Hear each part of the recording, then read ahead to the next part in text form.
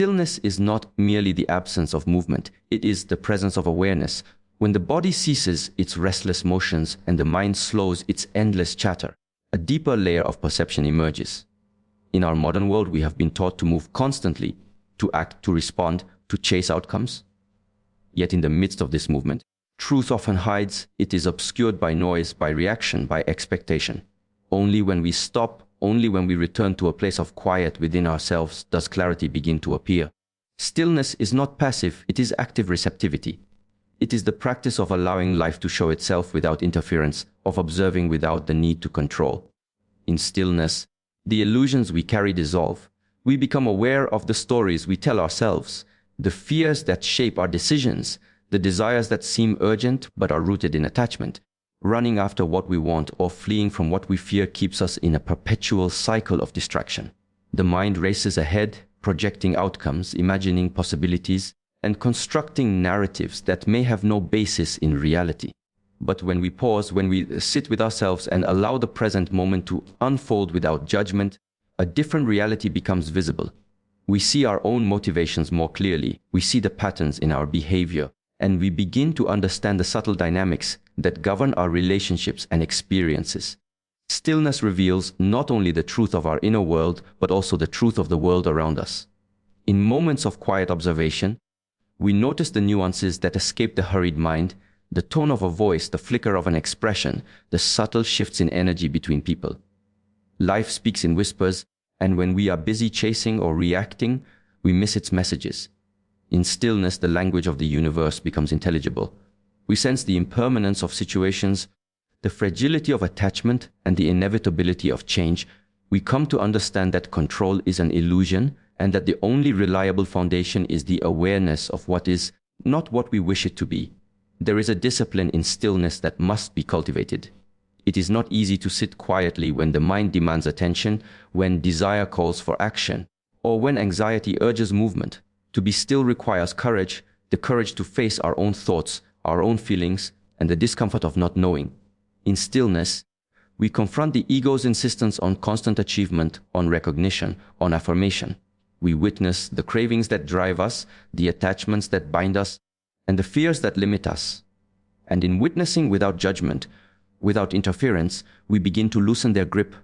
The mind becomes a mirror rather than a battlefield, reflecting the truth of what is rather than projecting illusions of what could be. Stillness also reveals the subtle currents of energy within us. We feel the tension in our body, the rhythm of our breath, the pulse of life itself. These sensations, often ignored in the busyness of life, are the indicators of our alignment or misalignment with our true nature. When we cultivate stillness, we become attuned to these signals, able to distinguish between impulses rooted in fear and actions arising from clarity. Decisions made from this place are not reactive, they are aligned. Actions are taken not out of desperation, but out of insight. Speech becomes measured, presence becomes magnetic, and life flows with a sense of inevitability that is both effortless and precise.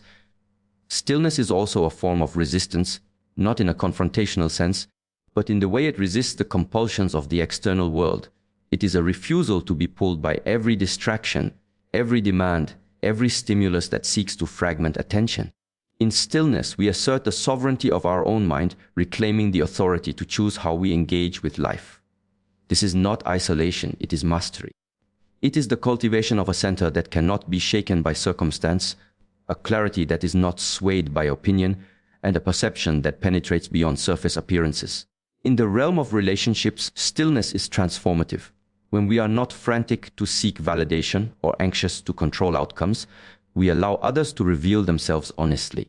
Pressure and pursuit create resistance, stillness creates space. When we embody calm and presence, we become witnesses to truth rather than participants in illusion. Others respond to this energy unconsciously, drawn to the steadiness that mirrors the possibility of real connection. We see intentions, motives, and emotions as they are, not as we wish them to be. In this way, stillness becomes a language, a force that communicates more powerfully than words, more convincingly than gestures, and more enduringly than manipulation ever could. The practice of stillness does not demand isolation, nor does it require withdrawal from life. It is a choice of consciousness, a discipline of presence, and a cultivation of clarity. Even in motion, One can carry stillness within, the awareness that observes without clinging, that listens without judgment, that perceives without distortion. This inner stillness is a sanctuary, a vantage point from which the truth of every situation can be seen with precision. It is the antidote to fear, the foundation of insight, and the source of authentic power. Ultimately, stillness is a revelation. It is the moment when the noise falls away, the mind settles, and what is real becomes visible. In that quiet, there is no pretense, no projection, no attachment, only truth. And in truth, the way forward is illuminated not by force, not by chase, but by clarity, presence, and the unwavering awareness of what is. Self-mastery is not a skill to be acquired overnight. It is a lifelong practice, a discipline of awareness and choice. It is the cultivation of inner authority where the mind, the body, and the heart align with the clarity of purpose. In a world where attention is constantly pulled outward, self-mastery becomes the anchor that holds us steady. It is the recognition that our energy, our presence, and our choices define the quality of the life we experience. When one masters oneself, a subtle magnetism emerges, not from manipulation, not from desire, but from the unshakable foundation of inner coherence. True attraction does not arise from physical appearance, charm, or performance. These are transient and often superficial expressions that can momentarily capture attention but never sustain genuine connection. Attraction of lasting depth is rooted in energy, in the way a person holds themselves, in the equilibrium they carry within. A person who is mastered in themselves does not seek validation from others because their validation is already found within. They are centered, calm, and aware. This awareness radiates outward, silently communicating stability, confidence, and a grounded presence that others instinctively recognize and respond to. Self-mastery begins with the observation of the mind. The thoughts that pass through us each day are often habitual, repetitive, and reactive. We chase impulses, entertain fears, and cling to desires that do not serve our higher purpose. To master oneself is to become the observer of these patterns, to witness without attachment, and to make conscious choices rather than react unconsciously. When the mind is disciplined, when it does not scatter in pursuit of every passing sensation, it becomes a tool rather than a tyrant. Decisions are no longer dictated by fear, by longing, or by social expectation. They are guided by clarity and insight. This clarity is felt as a quiet power by others. People are drawn to those whose energy is precise and intentional because it mirrors the natural order of life itself, a reflection of harmony rather than chaos. The body is equally important in self-mastery. A disciplined body communicates stability, vitality, and presence. It is not about appearance or aesthetics, but about alignment, posture, and the conscious flow of energy. When the body is unbalanced, restless, or tense, it reveals uncertainty. When the body is grounded, movements are measured, and energy flows freely, the presence becomes magnetic. This is not something one must announce, it is inherently sensed. Others instinctively recognize confidence and poise in the body, even before words are spoken. Self-mastery of the body and the mind together creates a resonance, a frequency of being that naturally attracts attention and respect. Emotional mastery is another layer of this discipline. The unmastered heart is reactive, swinging between attachment and aversion, hope and disappointment. Emotions can be volatile, shaping interactions in ways that obscure clarity and invite confusion. But when one masters the emotions, there is equilibrium. Emotions are acknowledged, felt fully, and then released without clinging or repression. The energy of such a heart is compelling. People are drawn not only to its stability, but to the depth that lies beneath, an authenticity that is rare in a world consumed by superficiality. Emotional mastery allows one to respond rather than react, to listen rather than interrupt, and to connect from a place of presence rather than need. Self-mastery also demands the cultivation of discipline in daily life. Habits shape character, and character shapes energy. A person who honors their routines, their commitments, and their principles communicates reliability and integrity. There is no need for forceful persuasion. Consistency becomes the silent language of attraction. Others recognize the power of someone who is not swayed by external circumstances, whose energy remains unwavering regardless of the chaos around them. In this steadiness, there is trustworthiness, and in trustworthiness, there is magnetic appeal. It is important to understand that self-mastery is not control in the sense of suppression. It is not rigidity or denial of the natural flow of life. It is the integration of awareness, the cultivation of balance, and the alignment of intention with action. It allows one to move freely, to experience life fully, and to engage with the world without losing oneself. The energy of someone who has mastered themselves is expansive. It does not seek to dominate, manipulate, or capture. It invites, it inspires, and it resonates. This is the essence of attraction. It is not about pursuit, it is about presence. In relationships, self-mastery becomes the foundation for genuine connection. When one does not rely on others for validation, when one does not act from fear, attachment, or expectation, the interaction becomes a meeting of equals. There is no need to chase or impress. Presence alone becomes sufficient.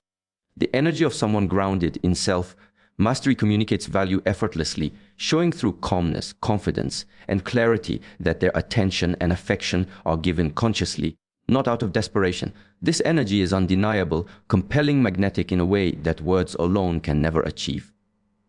Self-mastery is ultimately the cultivation of sovereignty. It is the realization that your inner world shapes your outer world, that your choices, discipline, and presence define the energy you project.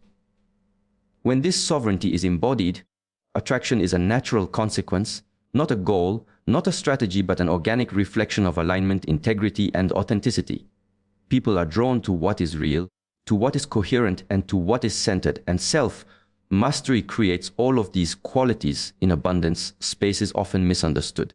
In a world that glorifies constant engagement, immediate response, and relentless pursuit, space is mistaken for absence, indifference, or neglect. Yet true space is not separation in the sense of disconnection. It is the creation of clarity, perspective, and presence. It is a conscious allowance for life, for others, and for oneself to breathe and unfold without interference. When we honor space, we allow reality to show itself unfiltered. We step away from the compulsion to control, to chase, or to force outcomes, and in doing so, we give value the opportunity to reveal itself naturally. When we are too close, too present in a way that is compulsive or dependent, we obscure value. The mind and the heart do not see clearly under pressure. Attachment blurs perception. Desperation masks the qualities that are genuine and enduring. When we push, when we overextend, when we seek validation through constant presence, we create a distortion. Others may respond out of obligation, expectation, or discomfort, rather than true desire or recognition. In contrast, when space is consciously maintained, there is room for perception to unfold. The heart is allowed to see, to reflect, and to respond from clarity rather than from urgency. Space is a form of respect for oneself and for others. It communicates that one does not cling, that one does not demand, and that one values both autonomy and integrity. By stepping back, one demonstrates the understanding that connection cannot be forced and that love, attention, or admiration is not earned through chase. It arises naturally when the conditions are right, when presence is chosen rather than imposed. In relationships, this is transformative. The heart is free to experience attraction, appreciation, and recognition without distortion. In the absence of compulsion, value is no longer assumed or taken for granted. It is consciously acknowledged and honored. The practice of creating space is subtle but profound. It begins with self-awareness and self-respect. When one understands their own worth and refuses to diminish it through excessive pursuit, the energy of presence shifts. One moves from seeking to embodying, from chasing to radiating. This energy is palpable. Others feel it unconsciously. When we are balanced in ourselves, when our attention is measured and our presence intentional, the heart of another cannot help but notice. The absence of urgency allows them to reflect, to feel, and to recognize the qualities that are real rather than assumed. Space also encourages reflection in the other person. When someone is not constantly present, when they are allowed to experience moments of pause and absence, they are compelled to observe what truly matters. Absence, in this sense, is not emptiness. It is the mirror in which value becomes visible. When we remove the constant presence that may have been taken for granted, we allow appreciation to emerge organically. The heart learns to measure, to feel, and to weigh significance without pressure. What is abundant and assumed in constant proximity often loses clarity. What is observed with intention and respect in measured space gains definition and meaning. Furthermore, space fosters autonomy and maturity in relationships. When boundaries are respected, when presence is chosen rather than demanded, individuals are encouraged to meet each other from a place of integrity rather than need. This cultivates authenticity. There is no pretense, no performance designed to elicit approval, no urgency that distorts connection. Instead, each interaction becomes deliberate, conscious, and meaningful. The heart begins to recognize value not in obligation or compulsion, but in the energy that is freely given, the attention that is intentional, and the presence that is steady. Space also allows one to cultivate patience and trust. In a culture of instant gratification, waiting is often considered weakness. Yet it is in the quiet, in the deliberate pause, that true understanding grows. Patience is a practice of faith in the natural unfolding of life. Trust is the recognition that connection cannot be forced but will manifest when alignment is present. By allowing space, we teach both ourselves and others that time and distance are not adversaries, they are instruments through which clarity, perception, and appreciation emerge. The heart requires this distance to distinguish what is fleeting from what is enduring, what is superficial from what is profound. The inner world is strengthened through space. In moments of absence, we return to ourselves. We reconnect with our values, our priorities, and our essence. We cultivate presence not as a reaction to someone else, but as a state of being rooted in integrity and clarity. This internal solidity becomes evident in our energy, our demeanor, and our interactions. The heart of another cannot help but notice when someone is grounded, self-respecting, and whole. In this way, space is not distance as a strategy, it is space as a reflection of self, mastery, and authenticity. Ultimately, space is the vessel in which recognition grows. It is not emptiness but possibility. It is the silence in which the heart can hear itself, the pause in which the mind can observe without distortion, and the freedom in which appreciation becomes conscious rather than habitual. In the absence of pursuit, in the practice of measured presence, the heart is able to recognize value. It does so because there is room to see clearly, room to feel deeply, and room to respond without compulsion. Attachment is a subtle force, often hidden beneath the surface of desire, expectation, and longing. It begins innocently, appearing as care, affection, or interest, but over time, it reveals its true nature, a distortion of perception. When the heart clings, when the mind obsesses, when the spirit fixates on what it wants or fears to lose, clarity is obscured. The world is no longer seen as it is seen through the lens of need, craving, and imagined outcomes. Attachment clouds perception, and when perception is clouded, the truth of people, situations, and even ourselves becomes obscured.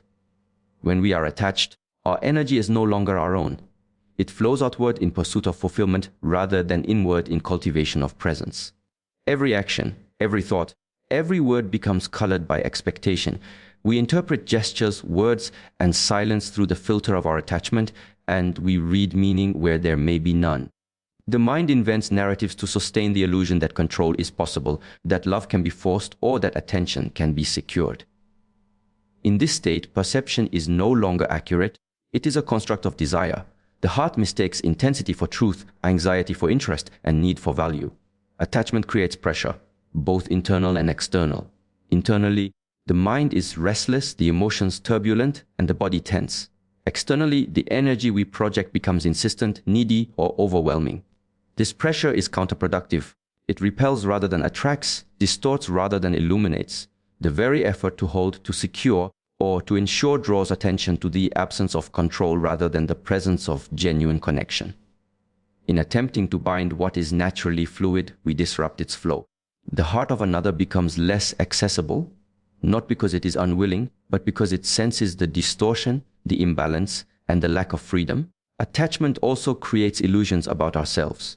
When we cling, we measure our worth against external responses, seeking validation through attention, approval, or affection. We lose touch with our own value, allowing perception to be dictated by circumstance rather than clarity. We become dependent on others to define our reality, to confirm our significance, or to satisfy our desires. In this state, we no longer see clearly, we see only projections of fear and desire. Our perception becomes reactive, interpreting events and intentions through the filter of attachment rather than the lens of truth. The antidote to attachment is presence. When we cultivate awareness, we observe without clinging. We notice our desires, our fears, and our tendencies to project meaning where none exists. We learn to sit with the uncertainty, the pause, and the absence without reaction. In this stillness, perception is restored. We begin to see people, situations, and ourselves as they are, not as we wish them to be. The heart recognizes subtle signals, the mind discerns nuance, and the spirit aligns with reality rather than illusion. Clarity arises not through force or effort, but through the gentle release of need. Attachment clouds perception because it contracts awareness. The mind narrows its field of vision to focus on what is desired, what is feared, or what is lacking. In doing so, it misses the broader truth, the context, the subtle dynamics, and the natural flow of events. The heart, too, narrows its receptivity, responding not to reality but to the pressure of expectation. In contrast, freedom from attachment expands perception.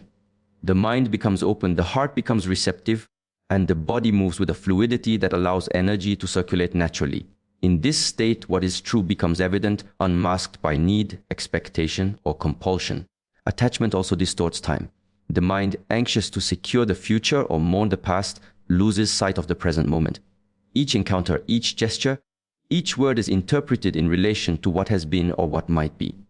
We fail to see the richness of now, the subtlety of presence, and the authenticity of experience. When we release attachment, time is restored. The present moment is experienced fully. Perception is sharpened. The heart can respond with clarity rather than reaction, and the mind can discern without distortion. Attachment clouds perception in relationships because it prioritizes possession over understanding. It seeks confirmation rather than connection, intensity rather than harmony. We cling to behaviors, appearances, or imagined patterns instead of observing what is real. In doing so, we miss the essence of what is offered: genuine presence, subtle signals, and the natural unfolding of connection. Only by releasing attachment can the mind and heart align to perceive accurately, to respond wisely, and to engage authentically. Attachment is ultimately a veil over truth. It binds the mind to projections, the heart to expectation, and the spirit to desire. But when we cultivate awareness, when we practice presence, when we release the need to control, the veil lifts, clarity emerges. We see clearly not only others but ourselves. We discern value without distortion, connection without desperation, and reality without fear. The heart recognizes truth, the mind understands, and the spirit moves with the flow of what is real rather than imagined. Inner stability is the foundation upon which true confidence is built. It is not the fleeting pride that arises from accomplishment, nor the brittle bravado that depends on the approval of others. It is a quiet, unshakable equilibrium that resides deep within, unaffected by circumstance, opinion, or chaos. When stability is cultivated, it manifests as a silent language, a presence that communicates strength, composure, and clarity without a single word. This is the essence of authentic confidence. It does not demand recognition. It does not need to prove itself, and it does not seek validation from external sources. Its power lies in its subtlety, in the energy it radiates, and in the perception it evokes in others. The practice of cultivating inner stability begins with self-awareness. The mind, if left unchecked, is restless and reactive, swayed by emotion, impulse, and circumstance. A person without stability is at the mercy of external events, constantly seeking reassurance, reacting to stimuli, and moving in patterns dictated by fear or desire.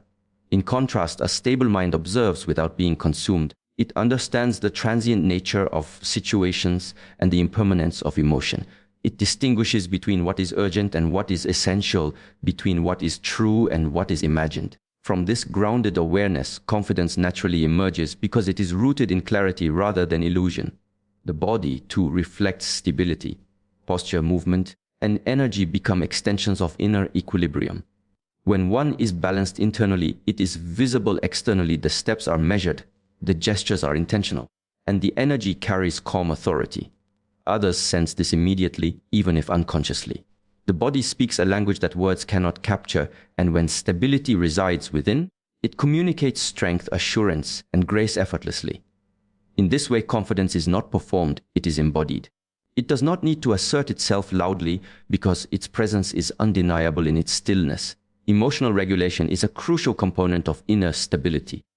The unmastered heart is swayed by attachment, aversion, and volatility. Its fluctuations dictate responses, its turbulence dictates actions, and its instability communicates uncertainty. Inner stability allows emotions to be felt fully without being acted upon unconsciously. Feelings become data rather than directives, signals rather than commands. When the heart is balanced, confidence arises naturally because the mind and spirit are not hijacked by fear, anger, or desire. This equilibrium allows one to navigate relationships, challenges, and opportunities with clarity, composure, and integrity.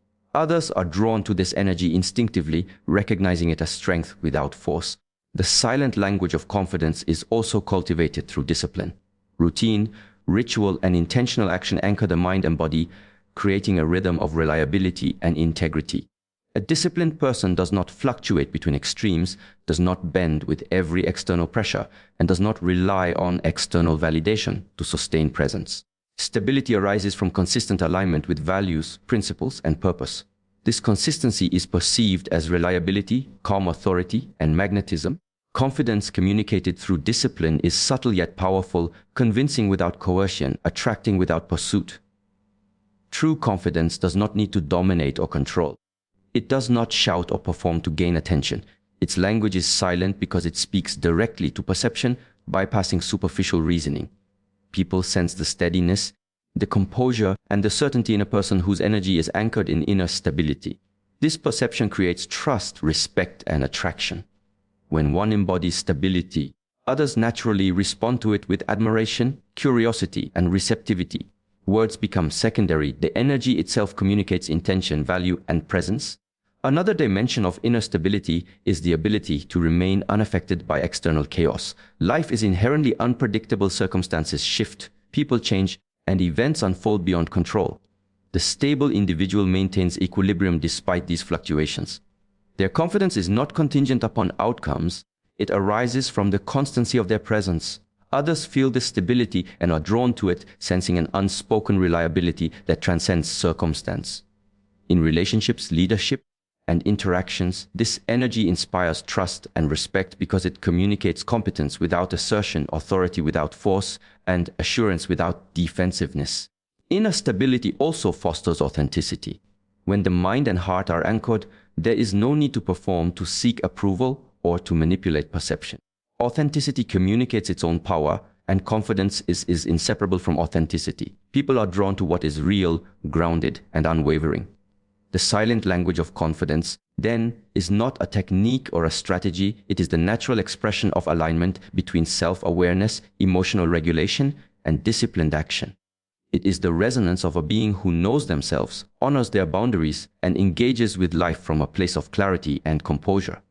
Ultimately, inner stability allows the individual to act with intention rather than reaction, to speak with wisdom rather than impulse, and to connect with others from a place of presence rather than need.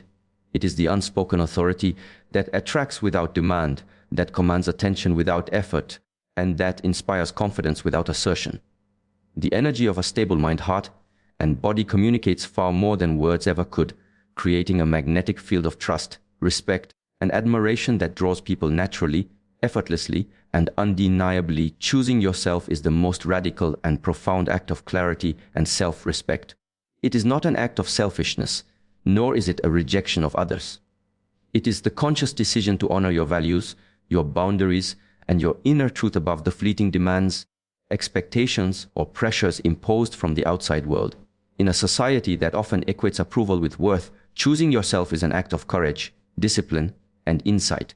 It is a declaration that your presence, your energy, and your dignity are not negotiable, and that the way you allow yourself to be treated is a reflection of how you value yourself.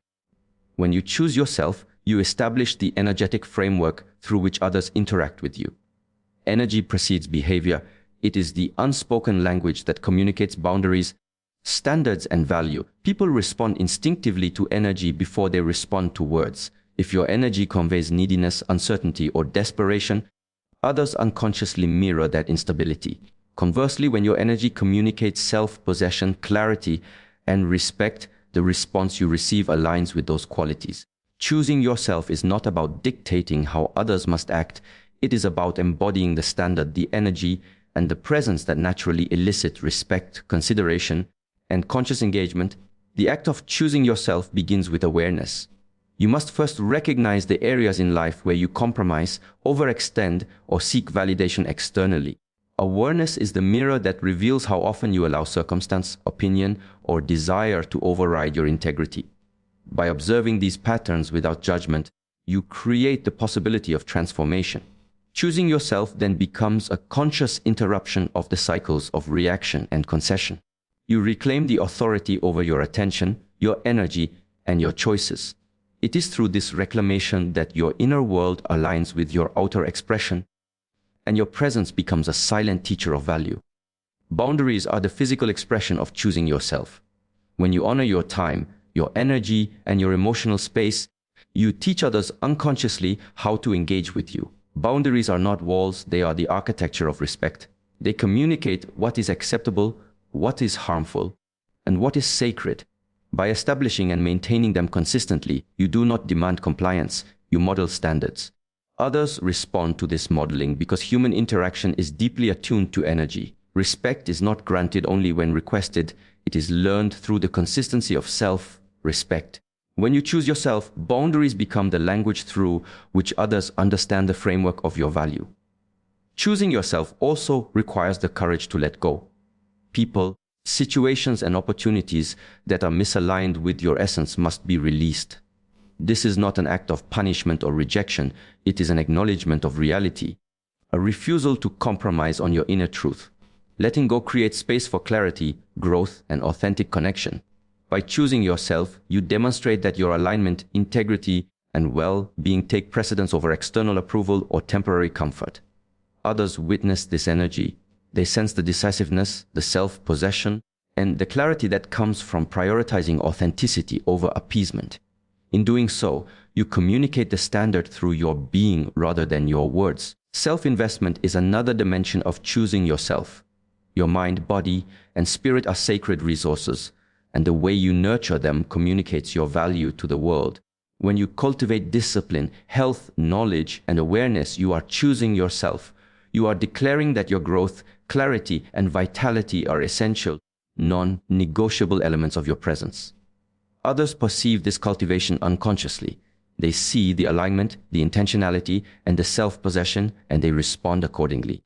Energy that is cultivated, disciplined, and aligned is magnetic. It teaches others that your time, attention, and connection are precious and must be treated with care. Choosing yourself also transforms how you engage in relationships.